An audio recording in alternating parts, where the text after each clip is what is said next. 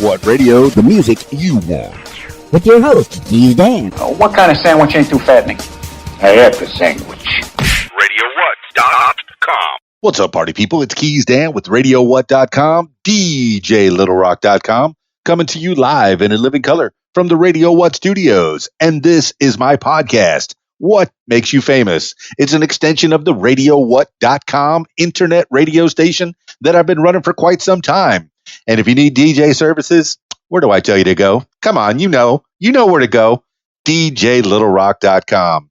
Check availability, get a free price quote, and maybe you can have me at your next event. Yes, I like to party with the people all around the world. Keys Dan, partying with the people. Video dance parties and karaoke jams and weddings and corporate events, and little kid parties. I even know how to make balloon animals. Not great ones, but I can make them. I can make dogs and giraffes and little dogs and big dogs and long skinny dogs and with little heads, and then skinny little short dogs with big heads. See where I'm going with here? I can make a dog type animal. All right. Today on the program, we have Jetty Nieuwenhuis. I sure hope that I pronounced that last name correctly. She is all the way from the Netherlands, and I guess she's made it up to Alberta, Canada. That's all I'm telling you about her right now. So you get to hear about her and her story in the next few minutes. So stay tuned for that. This week's shows. I know this is the part where I usually tell you about the shows that are coming up this week.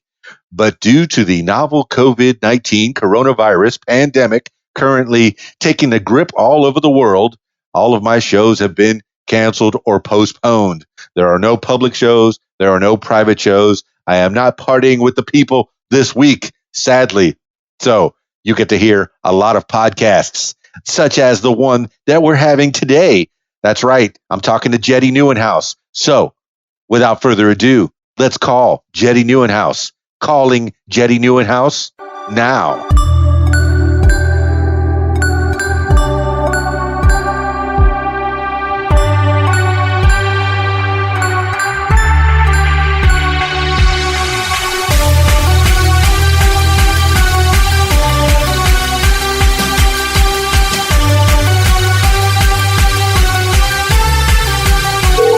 Hello. Hello, Miss Jetty. Hi, how are you? It's good. It's Keys Dan with the What Makes You Famous podcast. How are you doing? I'm doing pretty good, thanks. Well, good. Well, first of all, thank you for holding for about, I guess it's 9 minutes now. Seemed like my Windows wanted to restart and do a quick update before we started our podcast. Has that ever happened to you before? Oh, yeah, of course. Things always happen. All right, so Jetty, and I'm saying your first name because I do not want to butcher your last name. Give the people the correct pronunciation of your last name. Yeah, that's Nieuwenhuis, and it means new home in Dutch. Well, that sounds fantastic to me. Nieuwenhuis, new home. Mm-hmm. What people want to have, a new home. Do you feel yourself to be a very home person or a person of nature? To give the people a little idea of who Jetty Nieuwenhuis is. Well, she is kind of like a homey person, especially now, but of course. But I not really used to be. I used to be always trying to keep myself busy and couldn't really sit with myself at home. And now I can. And actually, our name is kind of funny because in 2002, I emigrated to Canada with my husband from the Netherlands. So we literally got a new home here. So, yeah. So the name is very befitting. Of course, eventually most people do get a home to live in. I'm very happy that the majority of people do have homes. There are homeless folks around, and we do have to think about them. But you came from the Netherlands, and you made your way to Canada, you and the husband. Now, whose idea was that? It was actually my husband's childhood dream, but he forgot to mention that when we met.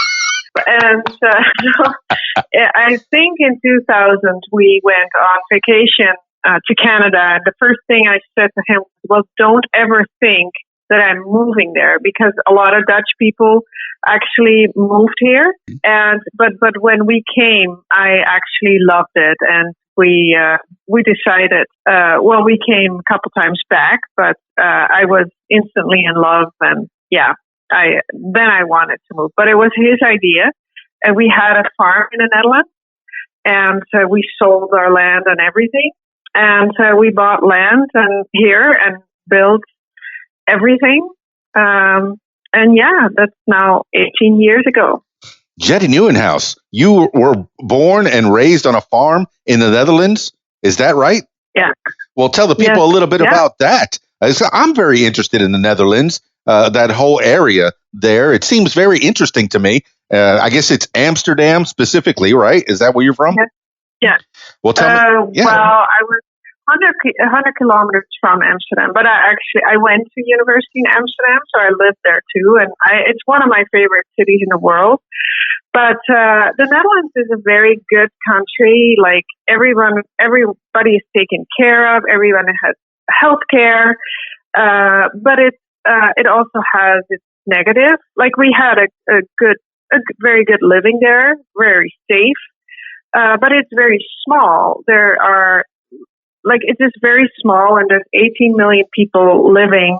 Like, it's never really getting dark at night. There's always it's just so crowded. And that was one of the reasons that, for farming, it was, my husband just wanted a challenge, and wanted also, when he's looking back at his life, thinking, okay, what did I do? I took over the farm from my dad, but he wanted to do something new himself. So, and I was actually I was all into that. But the Netherlands, we visited every year when the kids were little, all our families there, and it's lovely to visit, but Canada is my home now.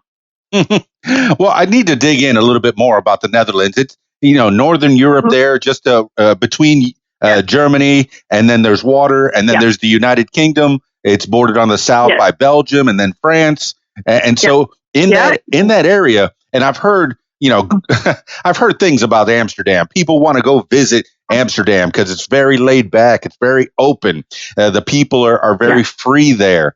You say that the healthcare was taken care of, at least on the purchase side, but the taxes might have been a little bit higher. How does that work?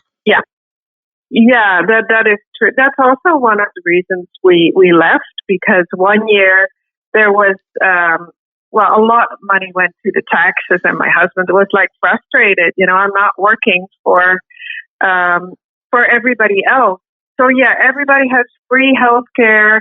Education standards are really high. If you don't have a job, you get money from the government, and that has its negative effects too. There's people that choose not to work and get money for free. And yes, taxes are really, really high. I have friends that make a good living as a doctor there, but literally half of their income goes to pension. They hope to see some of that money back, but you never know, right? And now with this coronavirus situation, that costs a lot of money too. So a lot of money is going to taxes, and create also that people don't want to work. They choose to get money from the government, and they work maybe on the black market. So you have all those kind of things happening. Yeah, if those people that listen to this podcast, they know I'm not a very political person, but there are people that are in politics here, and possibly some that might be running for the greater offices in the United States, that are wanting to emulate the healthcare system in that area of the world, the Netherlands in particular, where people will be taken care of, socialized healthcare. And it does work in a smaller country like that, and it has worked for some people there. But they got to realize that the Netherlands are probably the size of Maine, the state of Maine in the United States. Very small. Yeah. And not that many people. It does work in that respect. But you moved to Canada, which has another socialized system, and it has a much greater area, socialized medicine. Yeah. Does it work as well there? I mean, I don't know your health situation. If you do go visit the doctor very often, thankfully I haven't had to. Do.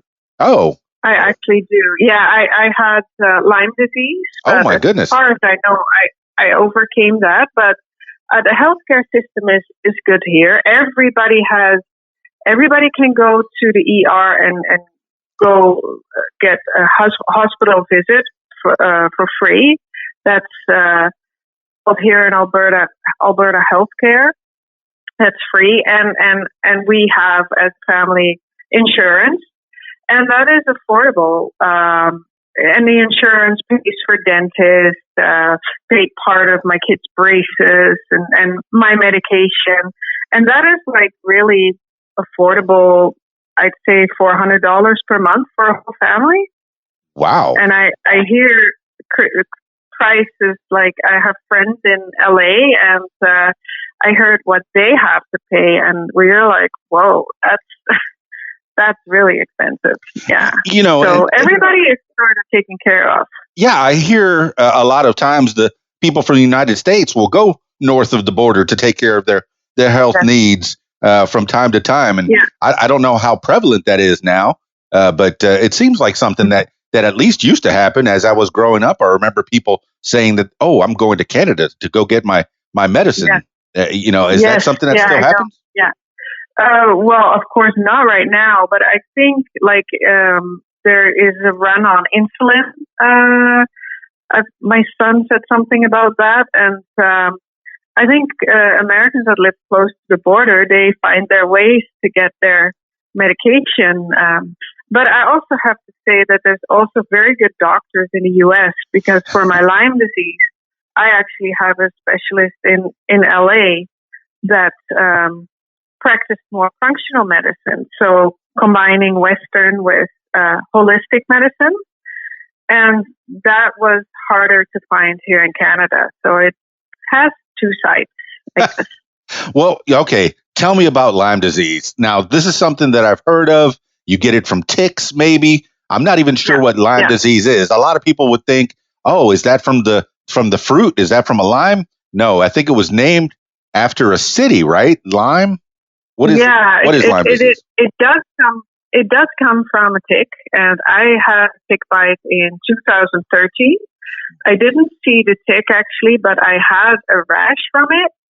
But at that time, I didn't really know what it was. But Lyme disease mimics a lot of diseases. It can actually even mimic an illness like MS. So, for example, here in Alberta, where I live, there's a lot of people that are misdiagnosed with MS, but they actually have Lyme disease. Their treatment for MS is not working, but would they go on antibiotics, it might get better or a lot better. But my Lyme disease, I had symptoms of chronic fatigue syndrome.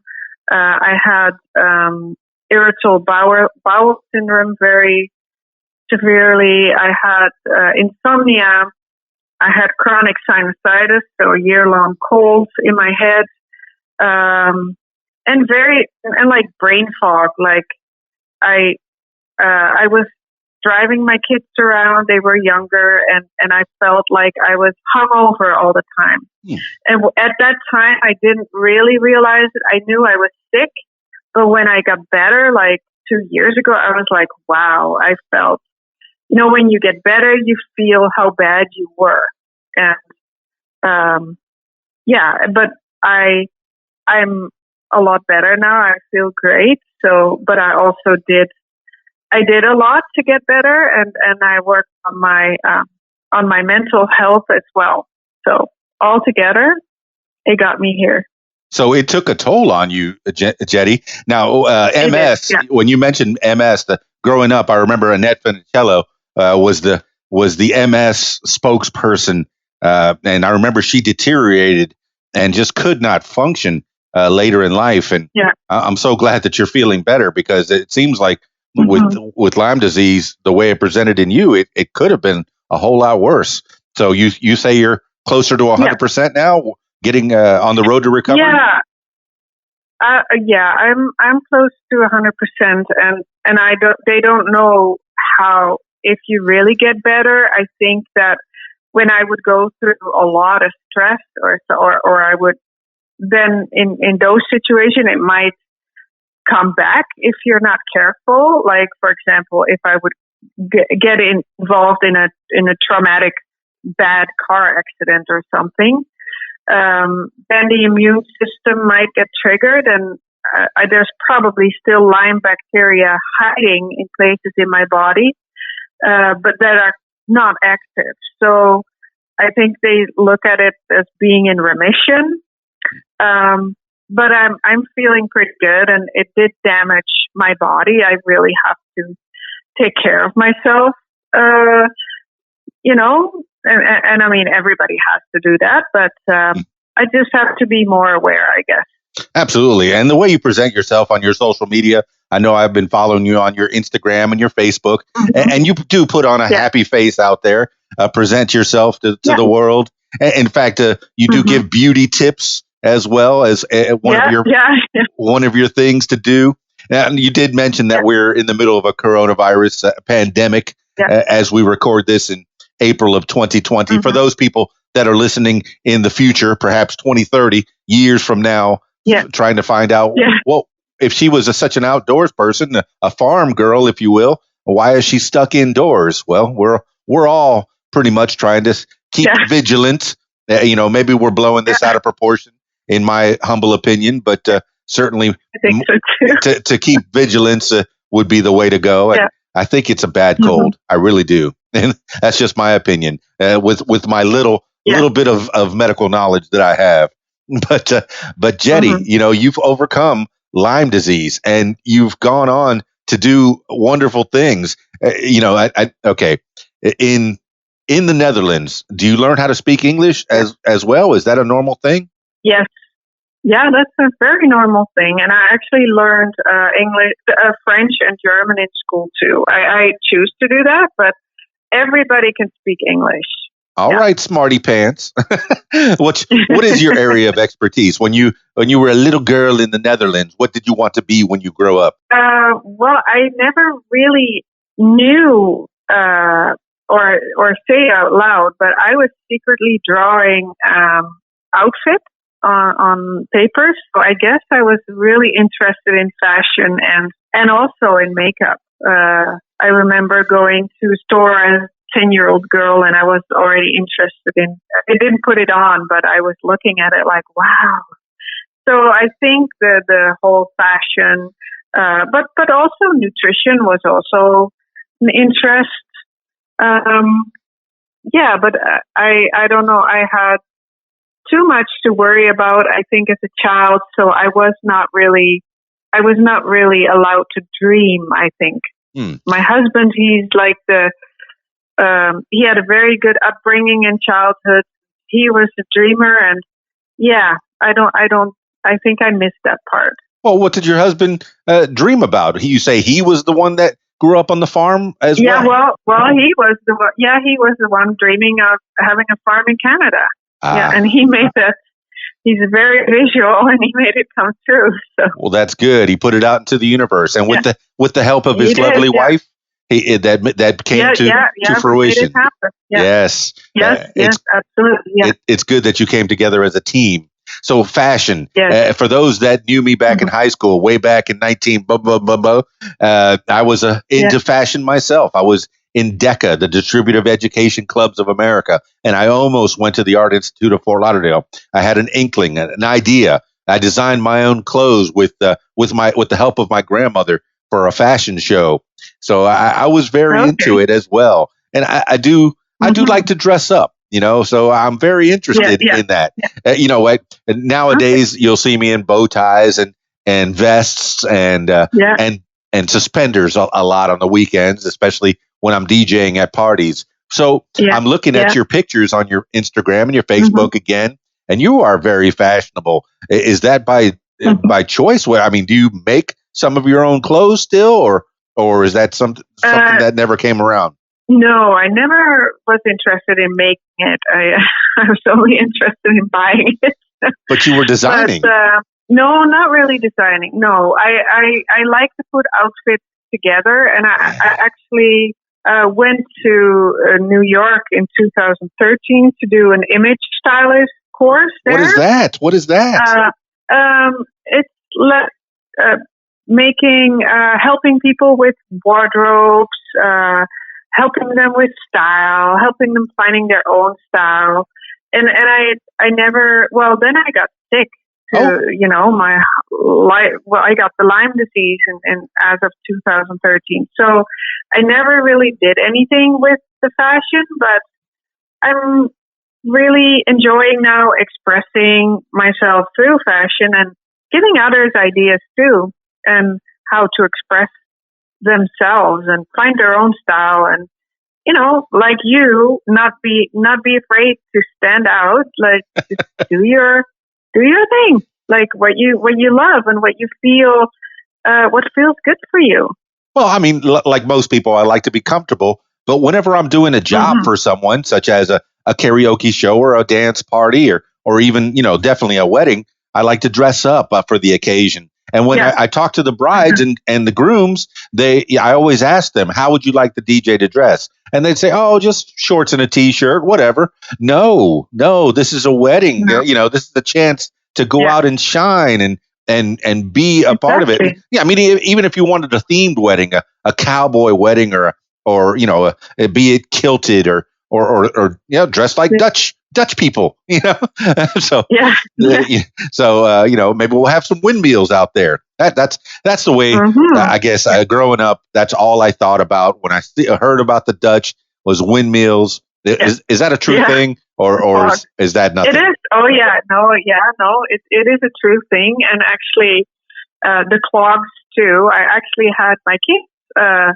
I bought them clogs, and they're actually really good for your feet.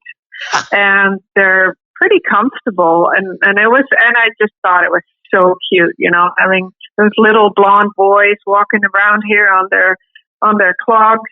But the windmills, you see them everywhere there, and the tulips. That's all true, and everything you know about Amsterdam is true too.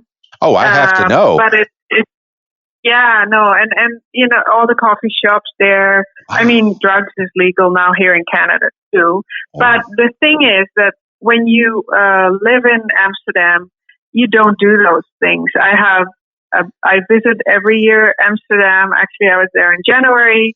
My best friend lives there, and it's only the tourists that come from places where it's illegal and they want to smoke a joint in the coffee shop, or it's only the tourists. Like, I live there and I never touched it. Like, it's kind of funny how it works. Jetty, I can relate because I used to live in Miami, 5 hours away from Disney World. I would go to Disney World once, maybe twice a year. But then I lived in Orlando, right down the street from Disney World for a year. You know how many times I went during that year? 0. Yeah. Yeah. That's how it works. That's fantastic. Well, tell me about the windmills. Are they functional? Do they create electricity? Do they use them for that, or is it for show? Well, they used to make meal, like for bread, grains in them. Like that's what they were originally for. And like now, a lot of them are funded by the government and are monuments. And but they sometimes still on special days they have them. You can visit them. They have the mills running, and but nowadays they're more like a monument function. Jetty, is there a Don Quixote Day? A donkey? Sorry? Didn't Don Quixote, when he went to the Netherlands, he tried to fight the windmills with his sword? Wasn't there a story about that? Oh. I have no idea. Maybe that's just fuzzy memory for me. And for all my loyal listeners, please don't look that up. Just take it as fact. From me to you. Keep it in your head and dream about it.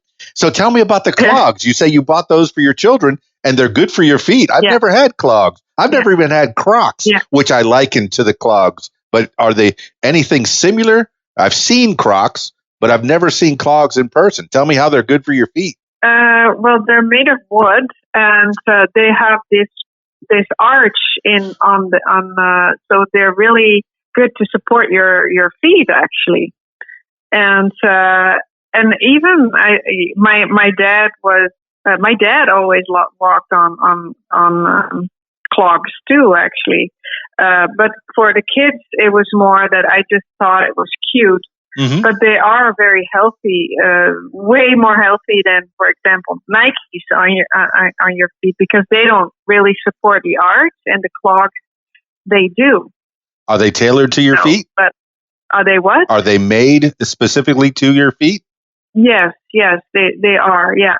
Oh, that's fantastic. And you say your dad used to wear clogs all the time. That was his normal footwear. Yeah. Oh, that's fantastic. I can imagine. Yeah. Well, tell me about your upbringing. Tell me about your mom and dad. You could brag on them a little bit. Besides the clog wearing, what was your dad into? Well, he was a farmer, and he actually kind of a sad story. He had PTSD, and from what? From a war. I was born very late in their lives. I have older brothers and sisters, and my dad was born in 1925. Wow. And after World War II, he was sent to Indonesia, and that was a colony of the Netherlands.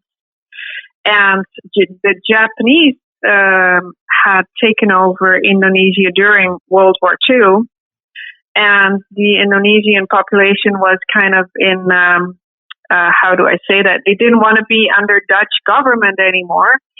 So the Dutch government sent out all those 19 and 20 years old boys on a boat to Indonesia to fight.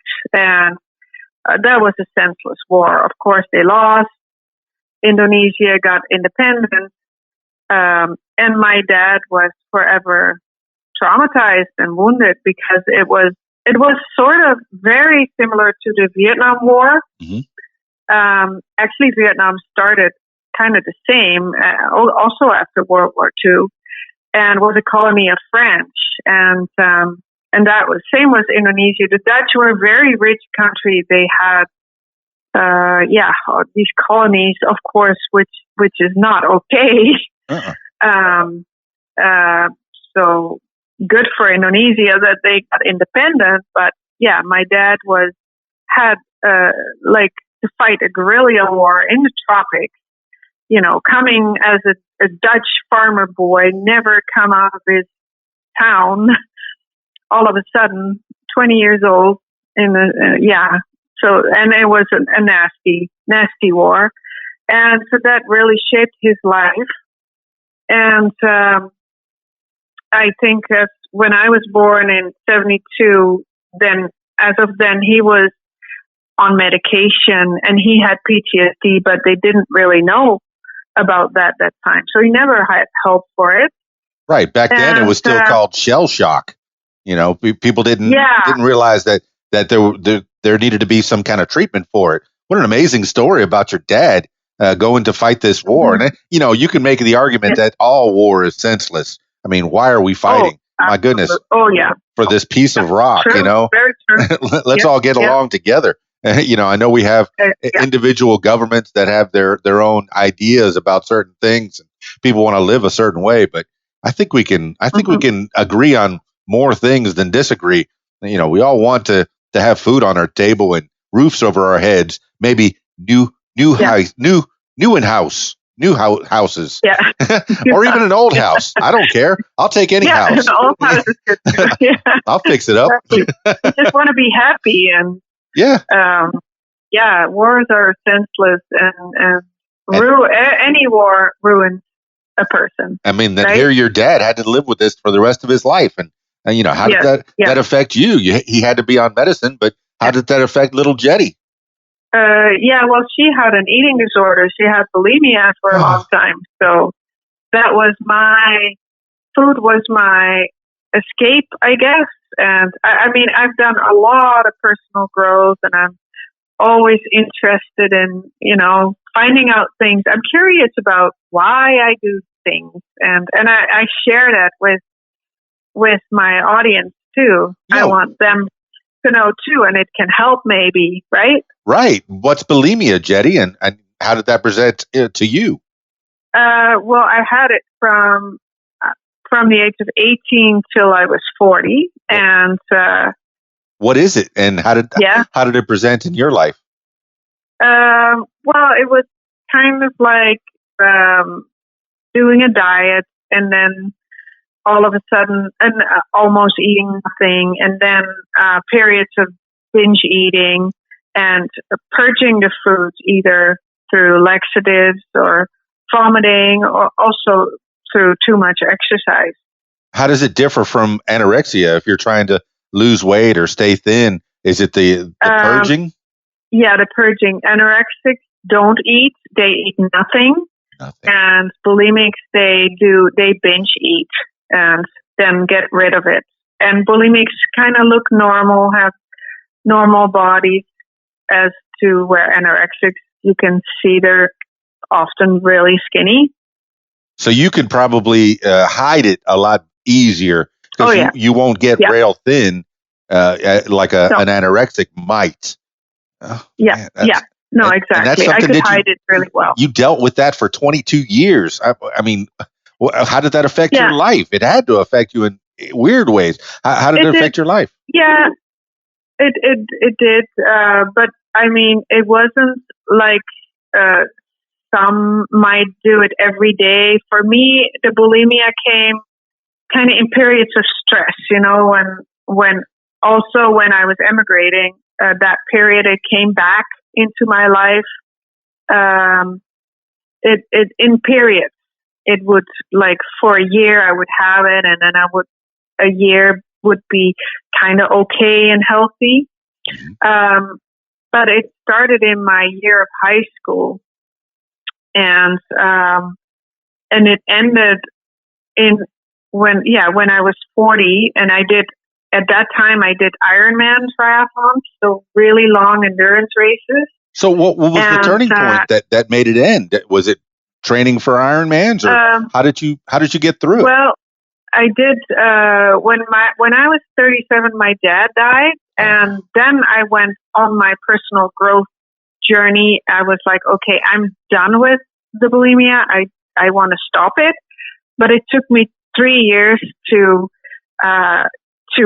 really end it, and I was 2 years off. But then when I was training in my Ironmans, at some point I needed to hit a certain weight, and then it came back, and my coach wanted me to eat a certain diet, and I just couldn't. I can't stick to diets. Like, diet made things worse.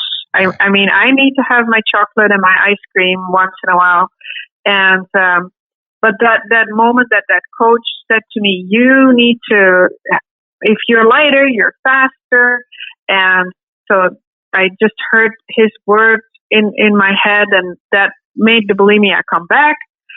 But 2 weeks before my race, I did a race in Barcelona in 2012, and that was the last time I ever did. I was like tired and done with it, and I'm like, never ever again.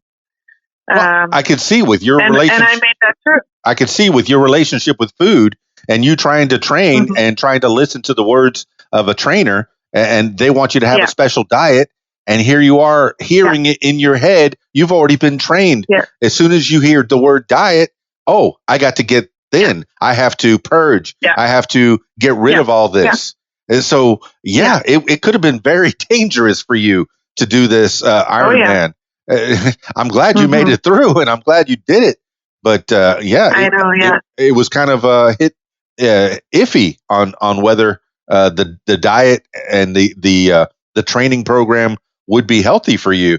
And so it looks like you've done it twice. You did it once in Barcelona.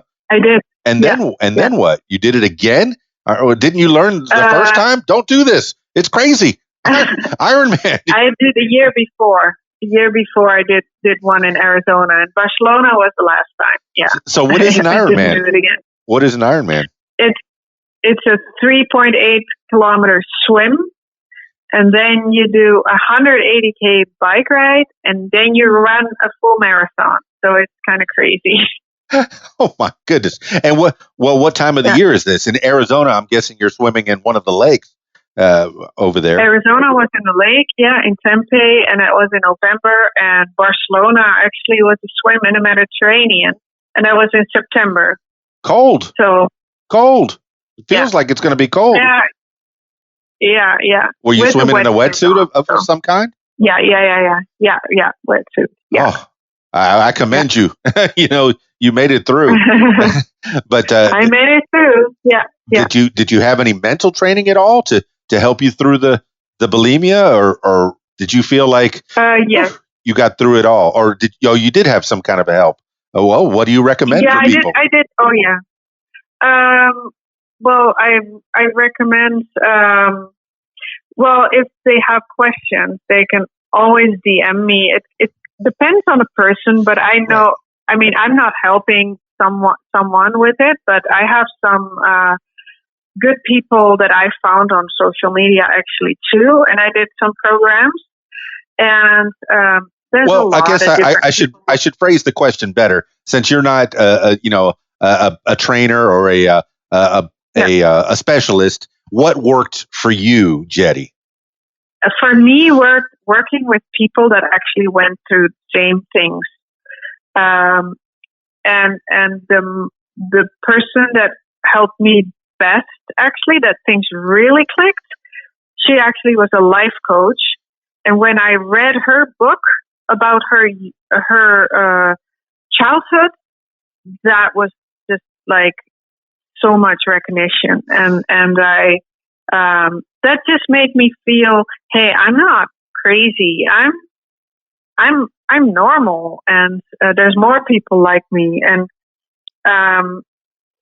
and I think it's just very important for when you are looking for help and when you're working with someone that you feel 100% at ease with that person, that clicks, and that, I mean, we all have gut feelings, and not everybody listens maybe to it, but I think your gut tells you that you have found the right person. And sometimes it takes different programs to do, to get you where you want to be. Oh yeah, I mean, sometimes you need help. My goodness, people are definitely not perfect, and I think we touched upon that already. No. Let's not have war. Let's all get together and help each other out. Yeah. And I think people are finding that out now that we're quarantined in our homes. We're finding out who the real heroes are. The doctors, the police, the nurses, the ones that take care of us. They're the real heroes. The scientists that are working on the cures for different diseases. Yeah. Maybe not the sports star who's making millions. Not that sports are bad. No. I'm very happy to see sports, but certainly we're finding our values are changing as this. I think so too. As we quarantine ourselves. Yes. All right. Yeah. Jetty, I'm learning about you. We're learning a little bit more about what makes you tick. Who Jetty Nieuwenhuis is, and I'm really affecting myself to get that last name perfect. You're doing quite well. Oh, good, because it's definitely not pronounced Nieuwenhuis, and those that look at the show notes will definitely see the way it's spelled and go, "Oh, okay, yeah, I guess that looks different." I guess that is Dutch. Sure, it's all Dutch to me. Yeah. I think I've heard that saying before. Yeah. Whenever somebody can't understand something, it's all Dutch to me. Is that racist? Yeah. I don't know. No. I kid. All right. So tell me the other avenues of you that you do have a link tree, and I see that you are a fashionista. You are a person who likes to instruct people. What about this Sephora thing? What is Sephora? And how are you involved in it? The Sephora is, I think, all over the world, and it's stores with makeup, cosmetics, fragrances, and actually now speaking, I have the chance to partner up with them for a year and work with them online, and but I don't know I don't know if I'm going to make it. I mean, there's probably a lot of competitors with me, but I think I make a fair chance to, because I am, when I was in the Netherlands, I was a makeup artist. I worked as a makeup artist, and I've combined all my traits together. I'm also a wellness coach, and I'm also a certified personal trainer. Wow. And a nutrition coach. And then the fashion. So I'm just, I'm all these things, and I'm being me, and I just want to inspire people and let them know that they can be whoever they want to be, as and as and I'm living on a farm, and I'm not really, you have this image of how a farmer should look like, and I'm just trying to be disruptive with that, because you don't have to fit in a box, and that's kind of what I'm trying to tell people. Jetty Nieuwenhuis, give me the idea of what the farm life is for you. What kind of farming are you doing? Is it plants or animals, or what types of what is on your farm? What is on your farm? Dairy cows. We have dairy cows. And what do you do with those dairy cows? Do you actually milk them or feed them or do any of that stuff? Yeah, well, nowadays everything goes automatic, milking. But yeah, they're milked twice a day, and they're fed, of course. So it is a busy lifestyle, but we also have people working here, and our kids, actually, our boys, work on a farm too, especially our oldest one. He wants to be a dairy farmer, and he's going to get a degree in agriculture, actually. So. That's fantastic. Well, I do see perusing your Instagram. I've seen your boys, blondes, just perfect specimens of man right there. I like that. You've done well. You've raised them up. They look very strong and healthy. Yeah. So you could brag on the kids. You've already alluded to the older one wants to be a farmer. What does the younger one want to do? Yeah. Well, that's a little bit. Sometimes he thinks farming too, but he's also interested in engineering or being electrician, and he actually is very, very smart. So he can get into any program kind of that he chooses here in university. So it's still a little bit. He's not quite sure, either farming or engineer, something electrical. He likes to solve problems. That's what he knows. But the oldest one is really sure he wants to farm. He actually went on his own to New Zealand for 2 months, and he had to come back earlier because we wanted him back in Canada because of the coronavirus. Uh-huh. He was supposed to be still there, but he came back, and that was really my moment of happy. Everything could happen to me after that. I didn't care. I was like, when my boy was home, I was like, yeah, that was the happiest. One of the happiest days in my life, like, honestly. Well, it's good that you have your family all together in this time, because that's very important. Absolutely. Yeah, I tell people all the time, your family's probably the ones that are going to back you up more often than not. And it's good to stay close together. Yeah. Even if you're geographically far apart, if you can make a phone call or a Skype or at least, keep in touch from time to time. I know my grandma and my mom are down in the Florida Keys still, and my brother's in North Carolina. So we're kind of spread out, but I do try to keep in touch with them as well. So good. You got a good family, and you got you're eating under order, and you're never going to do another Ironman. Yep. No. I kind of found balance. Yeah. But you've done 2 more Ironman than I have. Good job. Yeah. So it was a good experience. Oh, for sure. And through that experience, you've become a personal trainer of sorts. And how has that come to fruition? Have you done that for a while, or is that something that's brand new? I've done that for 2 years. Wow. I kind of did a lot of stuff 2 years ago. I did I did wellness coaching. I took on a personal training and a nutrition coach. It was in 1 year. I studied a lot, and it was kind of extreme. Like I do more extreme stuff. Hey, if you're going to have addictions, you might as well have addictions to learning and making yourself better. Good, yeah. And that's what you did. Yeah. You put your energies into yourself, and that's great. Yeah. It sounds like you bettered yourself, and you can also help other people become better themselves. Are you doing one-on-one personal training? I mean, of course, after the novel COVID-19 coronavirus pandemic is over, will you go to one-on-one personal training or more of the virtual personal training? No, I did the virtual training, and I did coach a lot of women actually through weight loss and finding more balance and learning them either to cut back on exercise, because some women like I did exercise too much, or trying to get someone step by step, little by little, on an exercise program. So, but I kind of, through Instagram and the people I got to learn, it kind of pushed me back into the fashion a little bit. So I let the coaching go, because I can only do so many things, right? And I'm more wanting to go into spread my message on a big, so that lots of people benefit from, personal growth. And I prefer to send someone to someone for help. And I just found I wanted to do it.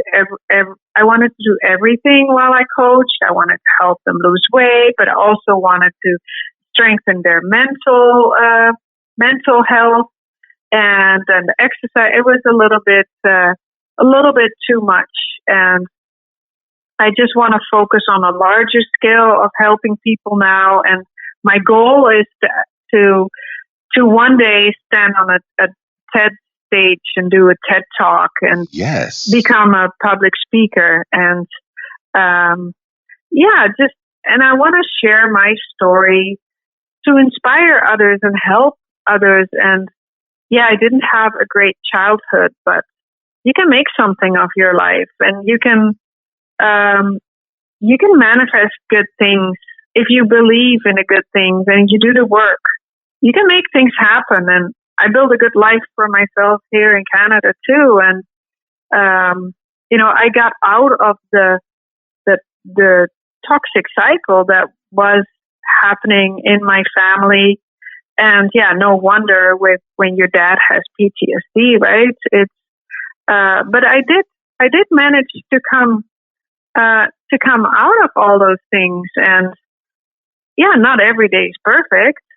Of course not. Life's a journey, but it's an interesting, fun journey. And I wanna show that to people, and that life doesn't have to be a day-to-day struggle. Like that's how it felt for me when I was little. Life is not fun. Life's a struggle, and all that negativity.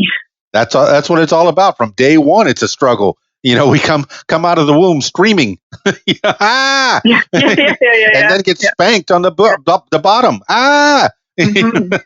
So, okay, now I've been a very bad man. I asked a lot about your dad, and we've heard a lot about your dad. Tell me about your mom a little bit. Brag on mom. Well, my mom was a very, very, very sweet lady. She was, I would say, too good for the world. Aww. I think as kids we took a little bit advantage of her, but also she had sad story because she was given away as a child when she was 4 to a couple that didn't have children.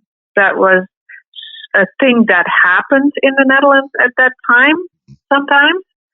But she felt, I think she felt that she felt traumatized by that, of course. Growing up all of a sudden in a different mom and dad for no reason. And then her stepdad committed suicide when she was 9. And then World War II came, and so she was getting through World War II with that stepmom alone, who was grieving all the time. So she didn't have a very happy life, and when she died, 2007, I think, or 2008, she had very severe Alzheimer. And my brother just told me a couple months ago that when she died, she was saying, "Nobody wants me," sucking her thumb like in fetus position. Nobody wants me. So that was her childhood trauma, like given it. So that played a really big part in her life, and she never really, those things were not really spoken about, right? So my parents both had their traumas, But you say for your on your mother's behalf, when she did grow up, she was very sweet and very giving. And the problem with people that are very giving is sometimes they get taken advantage of. And is that something that you saw sometimes? Oh yeah. No, she was too good. She was too good. She was too good for this world. And I remember her as a happy lady, but as I got older, she was not so happy anymore. She was very withdrawn in herself, and then she got Alzheimer's and diabetes, and she was not a real person anymore. Well, I'm glad she had you in her life. That was, I'm sure that was great for her. And you said you had brothers and sisters? Yeah, 2 older brothers and 2 older sisters. But much older, you say? Yeah, much older. Yeah, my oldest brother was 20 years older. So, yeah. Okay. All right. I mean, are they still around at all, or do you keep in touch with your? Yeah.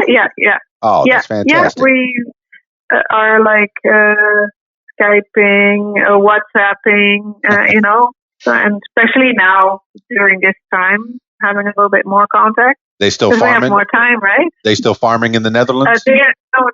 Nobody of my family actually is farming. So just me. All right. You're the black sheep of the family. I'm the black sheep. Yeah. Well, all right. I know that I've been perusing some of your, you have a link tree. So it took me to a spot where you're also a model. You're not just beautiful. You want to show it to the world. You're a model. Tell me about the modeling. Have you done any of that, or is that something that you're aspiring to? That kind of came onto my path. Mm-hmm. It's never really that I wanted to do that, but it can happen. I do have maybe something coming up in the fall. Hey, all right. But I can't say anything about it. But I never worked for a model agency or something. That's not something I really want to do. But I would. If I like the gig, I will do it. Yeah. Yeah, even if it's local runway in your local mall, that's fantastic. Like I said, I did a fashion show in high school, and I thought it was great in wearing clothes that I made by, with the help of my grandma. So yes, that's fantastic. And then you also do. You said that you do interviewing. Now, do you interview yourself, or do you have a podcast of your own, or is that something you're aspiring to do? No, I once thought about it, but no, I'm not gonna have my own podcast. I am on a podcast, and I do my IGTVs, and no, I focus more on Instagram right now, and actually I have a LinkedIn. I do that too. Fantastic. Networking. And then the on the horizon, you aspire to be a wellness coach and a public speaker. Have you done any of that already, or what kind of training have you had to do that, or is that something that you just feel you can do? For the speaking, you mean? Public speaking and, being in front of large crowds and just hyping them up and pumping them up and telling your story.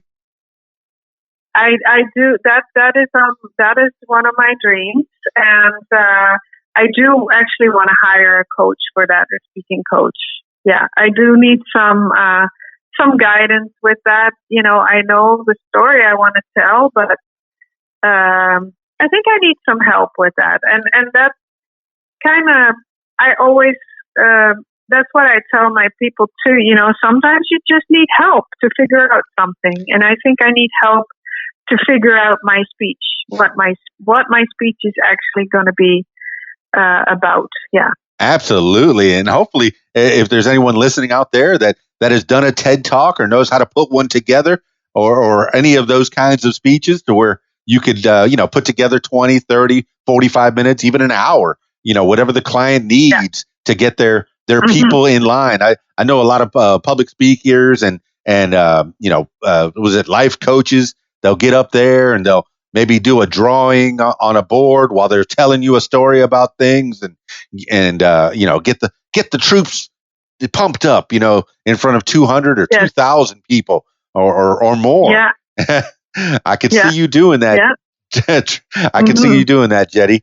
Now, where did True Jetty come from? Is that something that people have called you, or is that's your brand? It's my brand. Yeah. It's and it came because I want to be truthful. I want to tell my truth, and because I believed for a long time a lot of stuff that wasn't true. We call them limiting beliefs, and they were limiting me. All areas of my life. So, true means just truth and real. And I mean, we see so many fake stories nowadays. Now, last couple of years, you see more people that are being honest and real, and not trying to show perfectionism, right? I mean, what annoys me is like seeing on Instagram perfect families and bragging about the awards the kids are winning, and as if life is always perfect, and it is just not. Like, being married for 23 years almost is not always perfect, and it's sometimes it's work, and sometimes it's there's a whole dynamic going on, and my kids didn't win awards all the time, and they weren't AAA hockey players. Yeah. Life is real, and I want to be real, and I want to talk about real things, and we all have problems and worries, and I just want to be real about that. Jetty, you are nothing if you're not real. Yeah, that's for sure. I mean, you put it all right on the line. I've already been to truejetty.com, and you put it right there in the beginning, from suffering to success. Just read that. For anyone that wants to visit, read those first few lines. Just say it all. You'll lay it out there. You'll tell people exactly what you've been through and how you're going to use that to help them to succeed. Telling people your life story helps other people to avoid the mishaps and possibly learn from you, and how to, stay on top of things. I imagine you're going to help people not just with the eating disorders and possibly PTSD, because you've been through that by proxy, and people that have been through, when they've been given up and feel like nobody wants them and taken advantage of through your mom. So I could see you helping so many people in so many different areas, and you've been through, the training for this Ironman. That in itself is amazing. If you could just help one person get their goal of being in an Ironman, that's amazing in itself. And you know how to train somebody to do that because you've been through it. Whether you want to do it again or not. Hey, never say never. I can imagine you going out there and swimming, and I guess it's swimming, biking, and what was the other thing? Swimming, biking, and running. And running. Oh my goodness! If I could just do one of those legs of the Ironman, I think I'd be satisfied. I need to get out there and run. That's the only thing that tears the weight off my body. Run! I got to get off these podcasts. Yeah. But I could see you. I could see you in front of people. You've already given so many great tips on your Instagram. If people just follow you on your Instagram, they're going to get a little taste of what true Jetty is. I mean, what other avenues do you want to explore on this podcast as we round this out? Well, I just hope that you come to visit my Instagram page, and I hope all I want is inspire people and really go from suffering to success. And success can mean anything, right? Success doesn't need to be linked to money, or success can mean overcoming an eating disorder or overcoming a fear that you have. Like, success can be anything. And I just want to inspire people and that it's okay to not fit in. Just be who you are and own it. Own it. And come visit me and follow me. Well, you inspire me. Seeing your smiling face as it comes down my Instagram feed and my Facebook feed. And do you, what other avenues do you have for people to connect with you? Your Instagram and your Facebook, and I have your Facebook and your LinkedIn. I have that. And I'll put that in the show notes to make sure people know.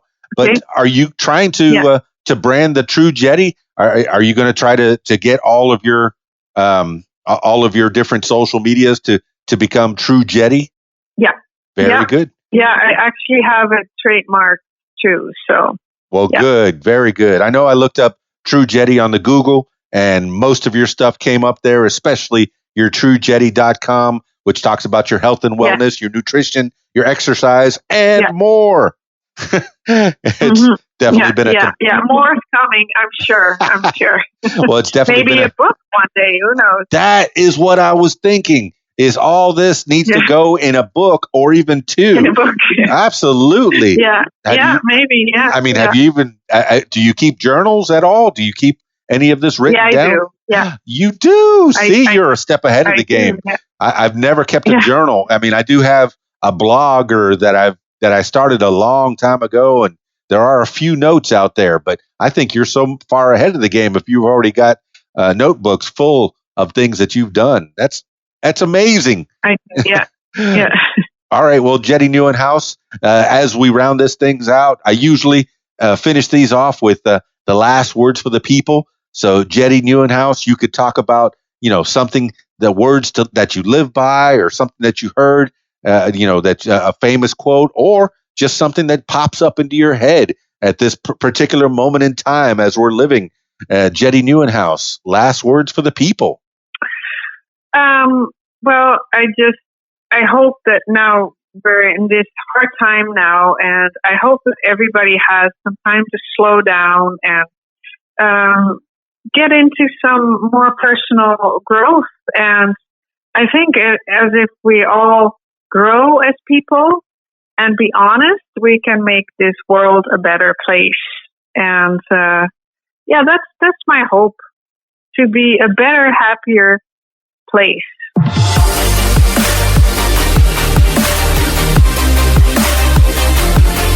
Well, there you have it, party people. Jetty Nieuwenhuis. So exciting. She has so many different facets. I mean, just a wellness coach, a personal training, public speaking, motivation, just perfect. I mean, and modeling now coming out, and just follow her on Instagram, and she'll tell you all about her makeup tips.